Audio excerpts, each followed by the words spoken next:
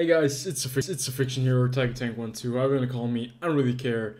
And today we are going to cover the T26E5, the day 16 or the 16th of December Advent Calendar tank. And you can see there's already an event going on. I will cover that eventually later on, since I don't have the time right now. Probably going to be covering it in 1 or 2 days. And you can see I'm already at level 10, and I'll tell you guys what it's all about.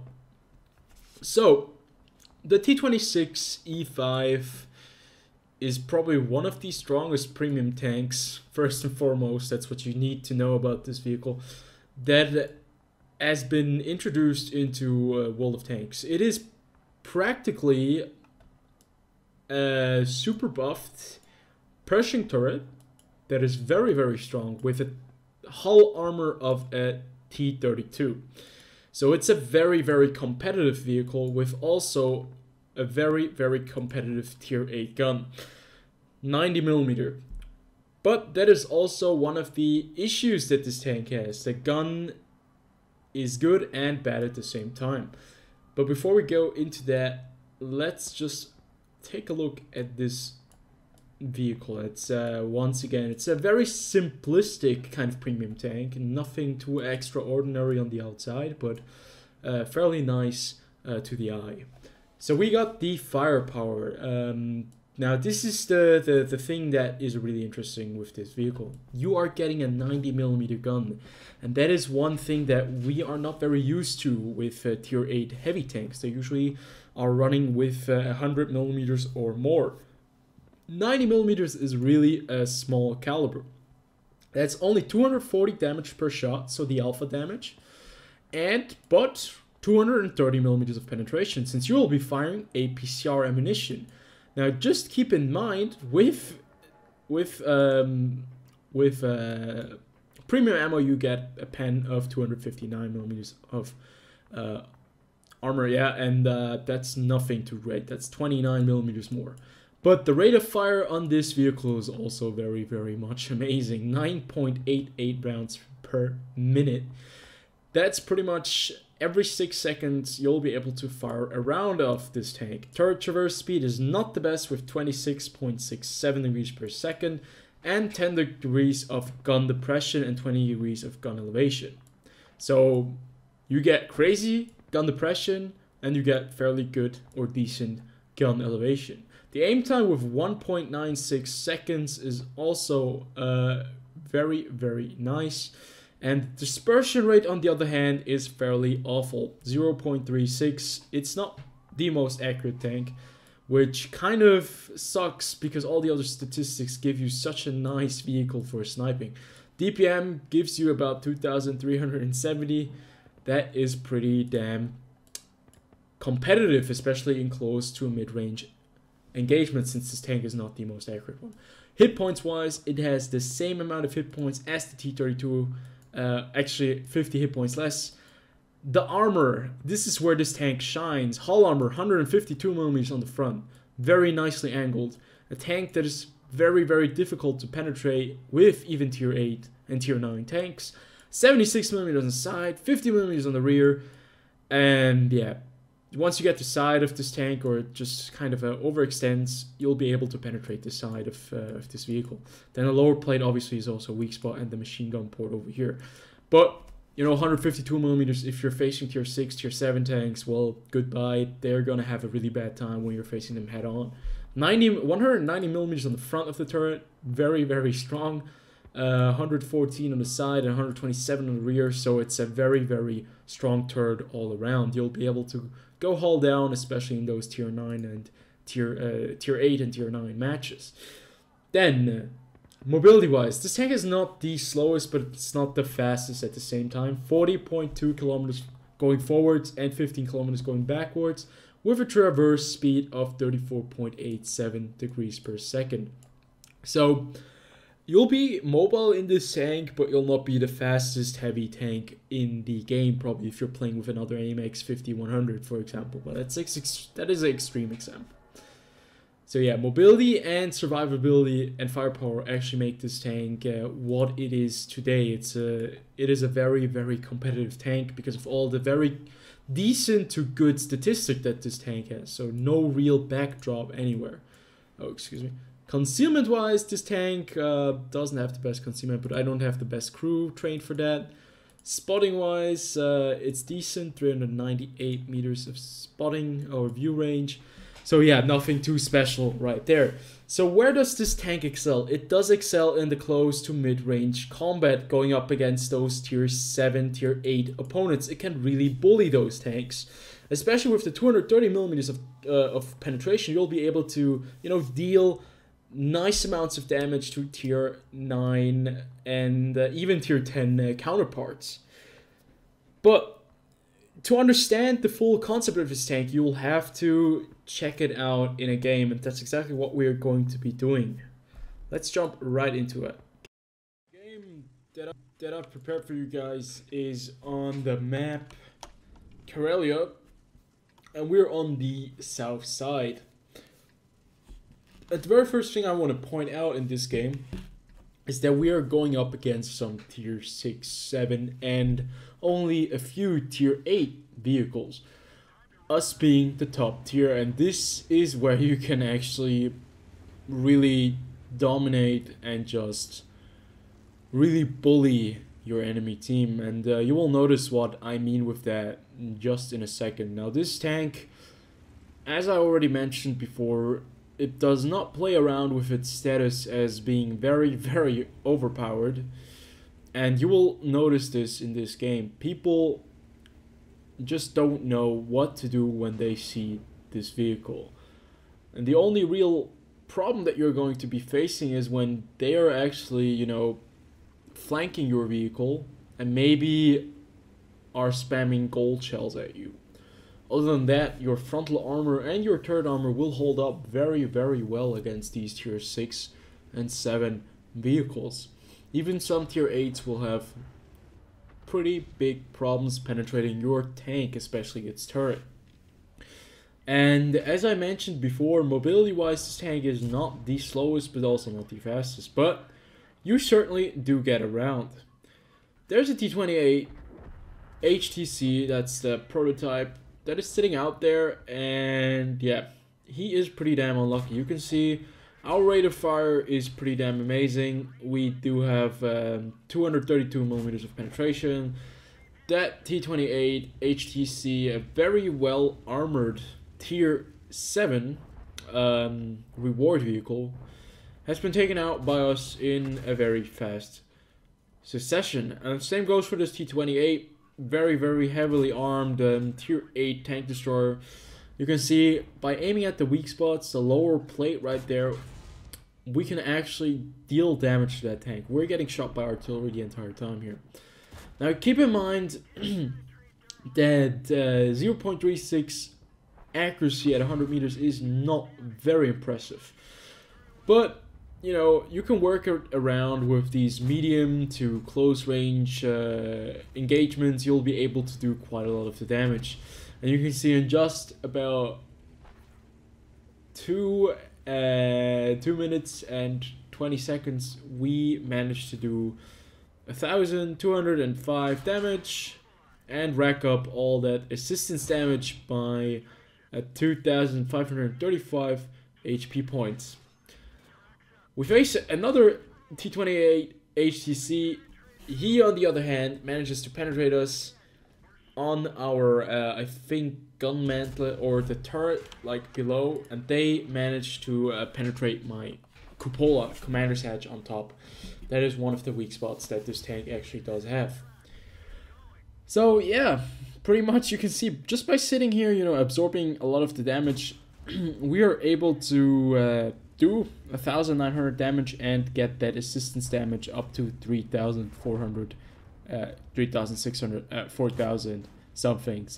It's just this ridiculous. This tank, you know, in a good position in tier 6 is just such a crazy brawler. And you can see the KB2 is trying to penetrate us with AP. Now you don't load AP with your KB2 dirt gun. That's just something you don't do. And yeah, doesn't really work out for him. Now, a problem that I do have is that the accuracy, especially if your gunner is that, is horrendous. 0.36 accuracy, even at this range, it is horrendous. Of course, I mean, we had a damaged gun, we have an injured gunner right there, but still, this vehicle does not excel at long range engagements. I can tell you guys that much. It's just not accurate enough. The shells, although they are APCR, they do not fly as fast as other APCR shells. They do not have the same velocity. But you can see right here, bullying these tier 6 and tier 7 opponents is just, well, it's just what you do in this tier 8 premium tank. And I think we don't really have to discuss about the pros and cons of that. I think it's clear that we don't really see a pro to this for other players. Like, frustrating it is. Yeah, pretty much. So we went out of this alive. 2,600 HP worth of damage. Damage bounced on our vehicle, and yeah, over 4,000, I think over 5,000 assistance damage here in the end of the game, and over 2,500 damage dealt, almost 3k, I think 3k in the end. So it really is a very, very powerful vehicle at tier 8 and tier 6 and tier 7. Against tier 9s and 10 tanks, it does get a little bit more tricky, since your hull armor does not hold up against those high penetrating rounds of tier 9 and tier 10 vehicles, but you're still one of the better armored tanks in that tier. So once you get like top tier in this vehicle, you can really bully the enemy team. You can bully those tanks that are coming at you if they are below or the same tier. Once it gets higher tier, you're still a fairly competitive tier 8 vehicle with a very good DPM or rate of fire. And you can see it took the combined forces of about, I don't know, I think of about 10 tanks to take me out of this match. And artillery had, 2 artilleries had to pummel me down to, you know, do the sufficient amount of damage to take us out of the match. So all together we did about 8,000 damage overall, with spotting, with you know, shooting those targets. And it really is just one of those tanks that, yeah, is pretty damn crazy. So I'd say we would take a look at the post-game stats, and then we'll take a look at the bundles which are available for this vehicle, and I'll give you my final verdict on this tank. So the game that we just had in the T26 was a pretty damn good one. If we look at the details, we have made 208,000 credits and almost 4,000 experience without having it to be yeah, a 3 or 5 times event. Now, regarding all the achievements that we got the Mastery Badge, Ace Tanker, then we got the Spotter, the Duelist, the Fire for Effect, Patrol Duty Medal, and the Confederate Medal. And we got 4 bonds as well. But is this really the true nature of this tank? Is every game going to be like this? No, it's not going to be like this. First of all, the rewards, like 208,000, does sound like extremely much, and it is very much credits for the 5,000 spotting damage, the 2,850 damage that was blocked by our armor, and 3,040 damage.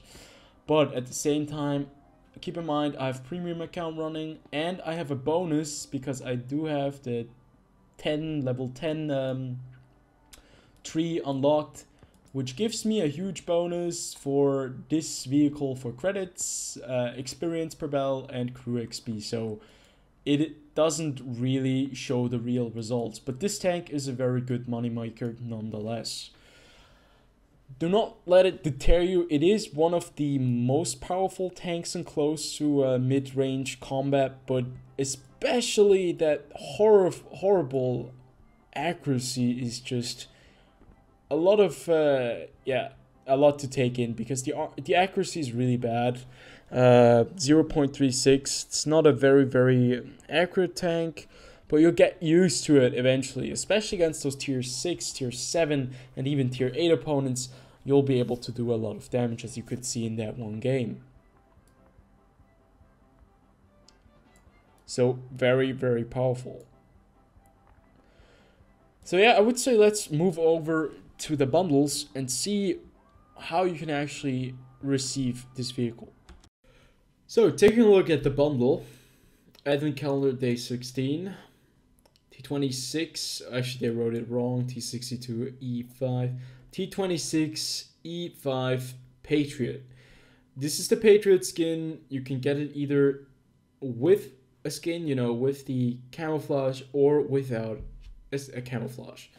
And pretty much you have two deals: $72, $99, 7,500 gold, plus the Patriot and 30 times reserve and garage spot, or just for $43.99 the Patriot with the camouflage.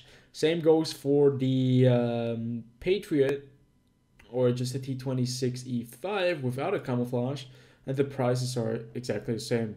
You are just getting a vehicle without a camo. So is it worth it? It is fairly powerful. It is one of the tanks that just, you know, bashes on those smaller tiers, bashes those tier 8 counterparts. It's just another level of incredible power to, you know, those premium vehicles. I myself, I've played a few matches. I don't think it's something, I don't think it's too special. You know, it's really powerful, but I don't think it's too special. I did enjoy my T32, but I didn't really enjoy this tank because the accuracy is just too bad. It's like horrendous. Long range engagements are almost like so RNG, you know, heavy, that it's just not a lot of fun to be sniping with this tank. Close range engagements obviously are what this tank is all about. DPM is fairly good. The 90mm gun is fairly decent. You do have 232mm of penetration, or 230mm of penetration, which is very nice at this tier. So I'm not sure I wouldn't really need this vehicle, but for like $72.99 you could almost just get the $95 package of 75 loot crates, where you'd probably end up with one of these tanks, because you get like 75 crates and you'll be able to get one of those. That is another topic that we'll be covering very soon, the loot crate craze. How do we handle it? I did unbox a couple of loot crates, and I'll show you guys what I actually did get off those loot crates. And yeah, it is a good tank, definitely, that is no question. It's just kind of tiresome to play, at least for me. I did enjoy the capabilities of this vehicle in close range engagements, but yeah, $43 or $44 is actually, for this tank, it's okay. You do earn quite a lot of credits with it. It's fairly competitive, so you'll have some more and better, you know, games. You'll get more credits, and yeah, that's pretty much it. If you do enjoy the you know, the gameplay style of a T32, this is pretty much a vehicle for you. It's one of those tanks that just has a very sturdy turret, fairly good hull armor, and you'll be able to, you know, wreak havoc on these small tanks. The only difference to the T32 is that this vehicle actually does have the penetration, while the T32 doesn't have that extra pen that it does need to face those tier 9 and tier 10 opponents. So I hope I could give you guys a little bit of incentive what this tank is all about and if it is worth your money. And I'll see you guys on the next one.